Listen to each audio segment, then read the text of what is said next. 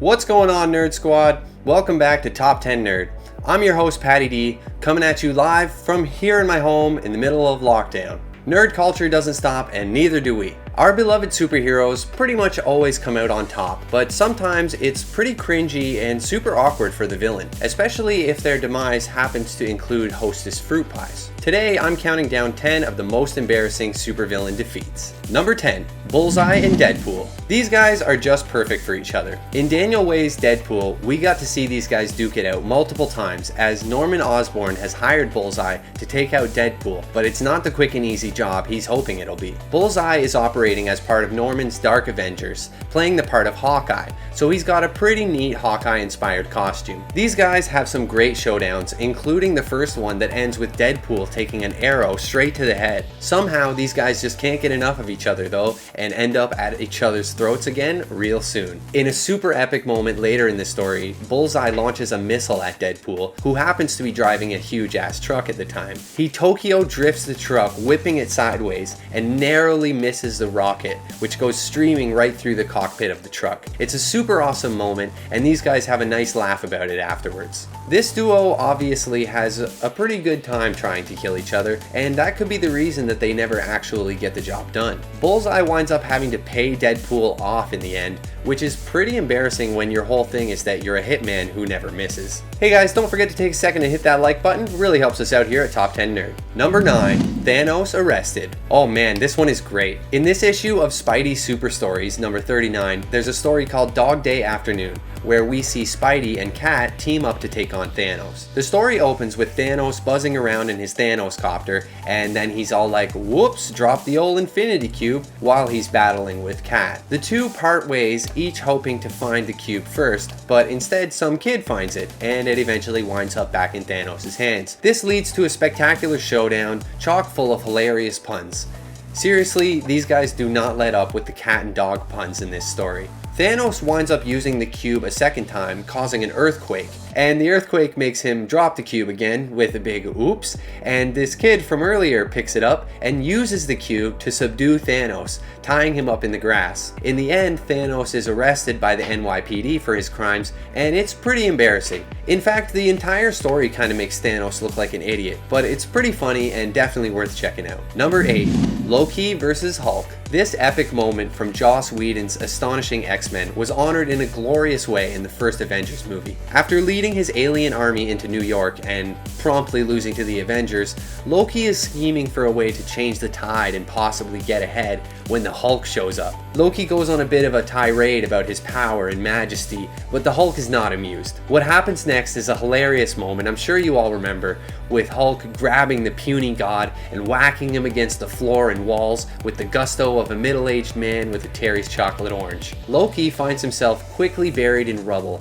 and serves as a great reminder that if you're not prepared to take on the Hulk, you probably shouldn't even bring your evil empire to Earth. Number 7, Sabertooth and Wolverine. These two guys have a lengthy history of kicking the crap out of each other, and their origins are even wrapped together, so it kind of seems like they're destined to go toe-to-toe for centuries. Sabertooth is a bit obsessive about Wolverine, seeking him out every year on his birthday and making his life a living hell. Given that they both have a crazy powerful healing factor, you would think that they'd just fight forever like Joker and Batman, but that's before Wolverine finds a sword that can nullify healing factor. He uses it to take out Sabertooth in seconds, slicing clean through his neck and sending his head flying off like a dodgeball. It's a super badass moment, and totally awesome to finally see Sabertooth get what's been coming to him. It's a comic book death though, so before you know it, Sabertooth is getting brought back to life, being brought back from hell by a cult of magic ninjas. That's just the way it goes. Number 6, Ord vs. Colossus. So Colossus technically died in 2001, but it was a comic book death and you know how those go. In 2004, Joss Whedon's run on Astonishing X-Men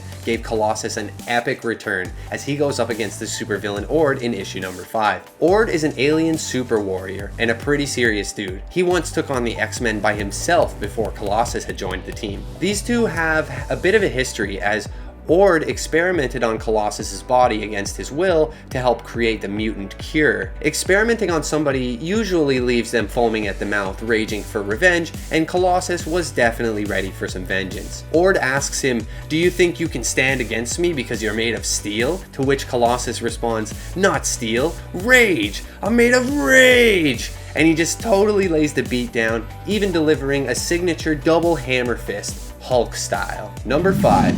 Harley Quinn tragedy. Working with the Joker has got to be taxing mentally, probably even physically demanding, but it's mostly the going insane that you would have to watch out for. Harley Quinn is a great example of this, and her dynamic relationship with Joker has unfolded into all kinds of different directions over the years. During the death of the family story, Joker does a whole bunch of super messed up stuff, including walking around wearing his own face that was cut off earlier, and tricking the entire Bat family into thinking he's cut off everyone's faces. If that wasn't bad enough, at one point, Harley winds up at Joker's mercy after he fails to kill her by dumping her in a vat full of chemicals. She wakes up chained to the wall, surrounded by corpses, and Joker drops a bombshell. She is not the first Harley Quinn, and she won't be the last. It's like the ultimate confirmation of her fears that Joker doesn't love her, and he's just using her as a disposable sidekick. It's an epic moment that really highlights the depths of Joker's insanity, and totally a tragic moment for Harley. If you haven't read Death of the Family, I definitely recommend it, although it's a bit on the gruesome side. The artwork is incredible, and there's some really crazy moments. Number 4.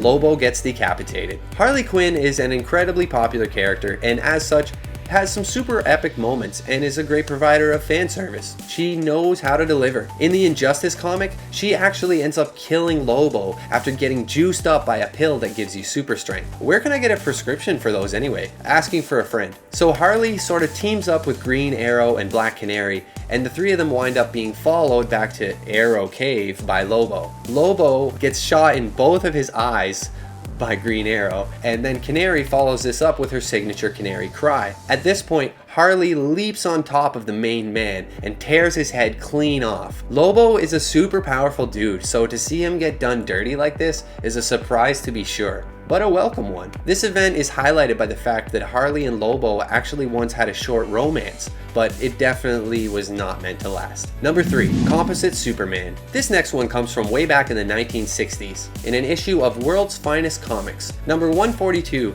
in which Batman and Superman go up against Composite Superman. Also known as Joe Meach, Composite Supes is a total failure in life, and he just wants to be somebody and be remembered. He somehow ends up working as a caretaker in the Superman Museum, and one day, a bolt of lightning strikes some of the superpowered artifacts and gives him the powers of all the members of the Legion of Superheroes. He makes himself a costume that's a mix of Batman and Superman styles, literally just like split down the middle like Two-Face, and he even ends up learning their secret identities. It's a crazy storyline, made even crazier by the ending. Composite Superman is totally wiping the floor with Batman and Superman. They don't have a chance, but his memories start to fade away and disappear, and he risks just forgetting everything that he's ever done. In a last-ditch effort, he tries to write some stuff down before he passes out, but just doesn't make it. It's all the more embarrassing as poor Jason Meach just wanted to become somebody, and now not even he will remember that he once had awesome superpowers. Number 2.